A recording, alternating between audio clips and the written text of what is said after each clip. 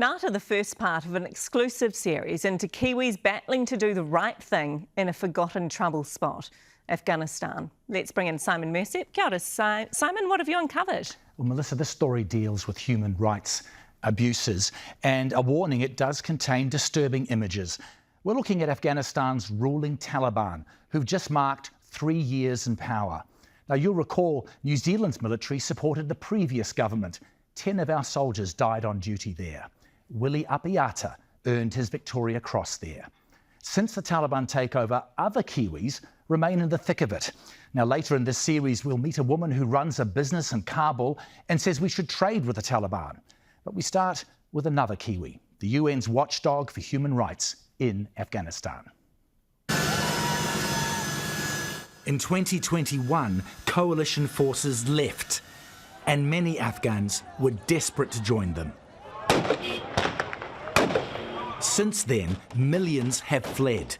Those remaining face poverty, and the United Nations says their human rights have gone from bad to worse.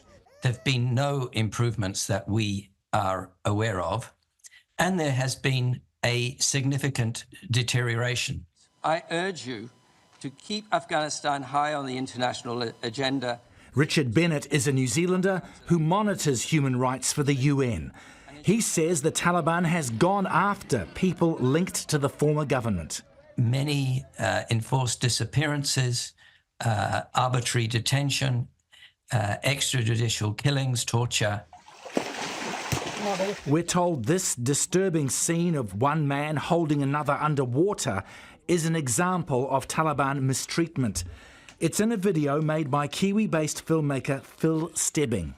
I get these videos sent to me and I'm really shocked and don't really know how best to show them. He understands the men on the ground are former officials. One is being stomped on. Others are put on show, derided and shamed in public. And in one case, we see bodies in a field after shots are fired. Phil Stebbing's film features this man, with his face blurred here. He also worked under the previous government. We spoke to him and also protected his identity. He says it all started when the Taliban seized his assets. We lost the home, we lost the cars, we lost the jobs, we lost every wealth. He spent 2 years in hiding, constantly on the move, often in disguise. Every time I'm not sure whether I will be arrested, whether I will be killed by the Taliban. He didn't want to endanger his family, so kept away from them. I was not able to see my wife, my children for more than 2 years. He had supporters who helped hide him, sometimes inside, sometimes outside. There is no facility like electricity in others. Eventually, he escaped. False passports were having to be made. People on the inside at airports helped him. People got him through checkpoints, all that stuff. But his family has been left behind. Simon, this is a very sad story. I don't have a word to explain that situation for you. That leave the children in Afghanistan and go. But this was the last option for me. Richard Bennett says we seem to have forgotten Afghanistan. I think Afghans feel abandoned. Sometimes they use a stronger word than abandoned. They say betrayed. And he's worried those hurting the most are Afghanistan's women. Simon's here with us for more. And Simon, tomorrow you are going to be looking at that question of women's rights. Indeed, the UN says discrimination against women is now so bad. They call it gender persecution. I'll be talking to one woman in Afghanistan who says she did protest and suffered for it. OK, and the man you featured in your story tonight who escaped, can you let us know the latest with him? Spoke to him today. He is in Oman, trying to get a visa to Canada, hoping he can then bring his family across. His family's still in Afghanistan, though. He says his father and brother are in jail and other relatives are in hiding. So that seems an incredibly daunting mission he's taking on. And Melissa, just a word on Afghans here. Immigration New Zealand says around 2,200 Afghans have come here since the Taliban took over in 2021. That's made up of Afghan refugees, but also a larger group who came here on a special visa because of the work they did with our defence forces, principally as interpreters. Tēnei te mihi atu, your next story tomorrow night. Thanks very much, Simon. Now to part 2 of our exclusive series on Afghanistan, and tonight we look at the plight of women. This young Afghan is breaking routine got her in trouble at the Olympics. She was disqualified for making a political statement, free Afghan women. But the United Nations is on her side, saying women there are persecuted on an unparalleled scale. And a warning, our story contains disturbing images. Here's Simon Mersep's report. When the Taliban resumed power, Afghan women took to the streets, angry at their rights being quashed. 3 years on, the UN watchdog for human rights there, Kiwi Richard Bennett, says women have been sidelined. Women have been almost totally excluded from society, from public life.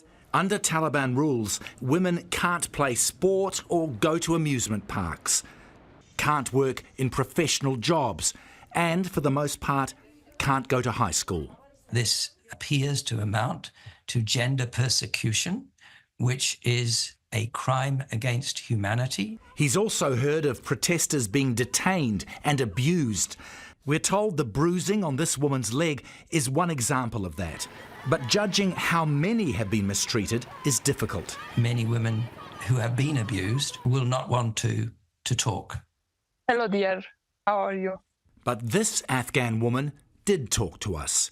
Now in hiding, she shared pictures of what she says the Taliban did to her. Marks on her chest, back and legs. For our interview, we needed an interpreter. He too asked us to conceal his face. The woman said she'd been a protester, and in March, the Taliban caught up with her. One day I heard there was a knocking on the door. They blindfolded me and took me with them. When I opened my eye, I didn't know where am I right now. So they just tortured me a lot.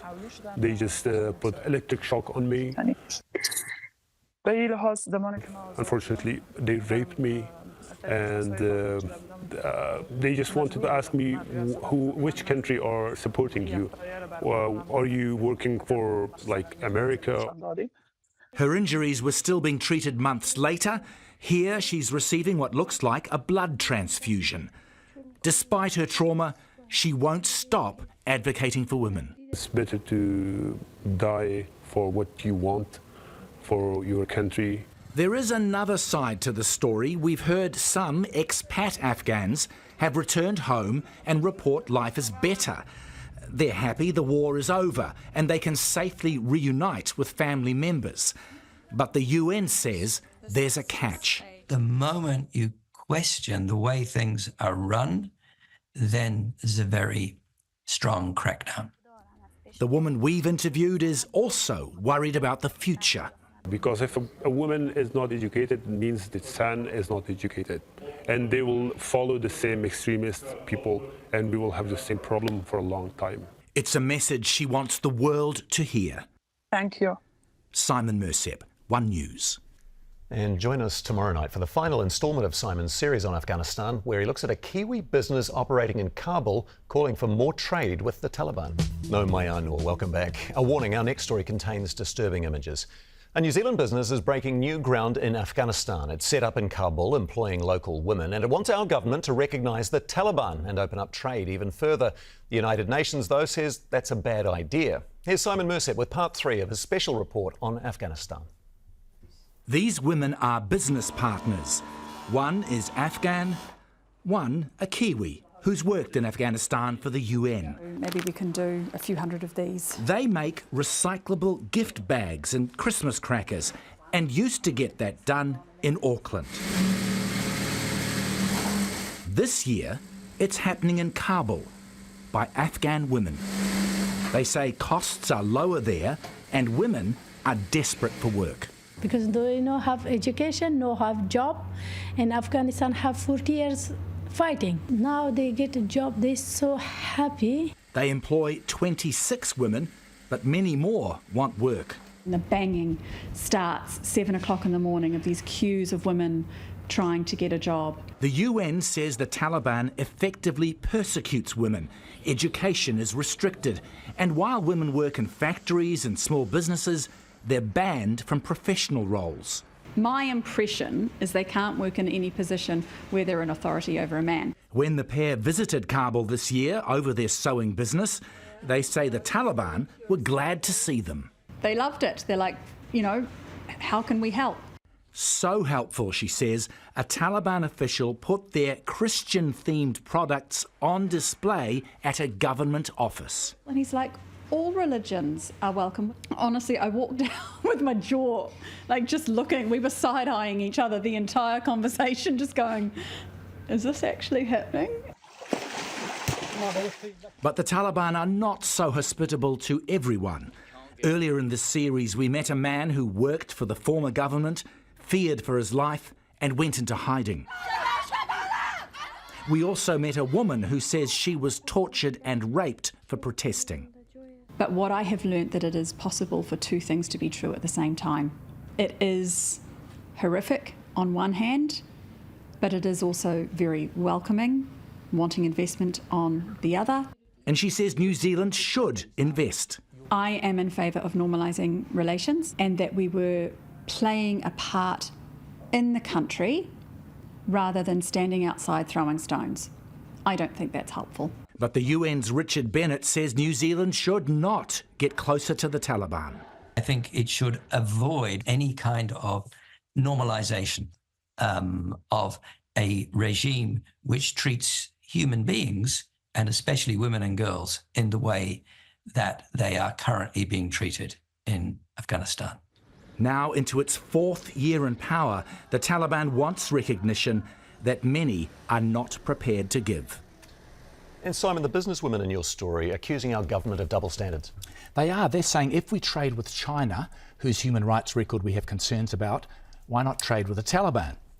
Well, to that, MPAT says the Taliban is a terrorist entity. It's under UN sanctions, and that restricts what we can do. It also says that since the Taliban took over, New Zealand has contributed something like $40 million to UN agencies which provide nutrition, healthcare, reproductive health care and sanitation. Meanwhile, the businesswomen in my story say they're now looking for new investors to help meet demand and employ more Afghan women. Kia ora, Simon. Thank you.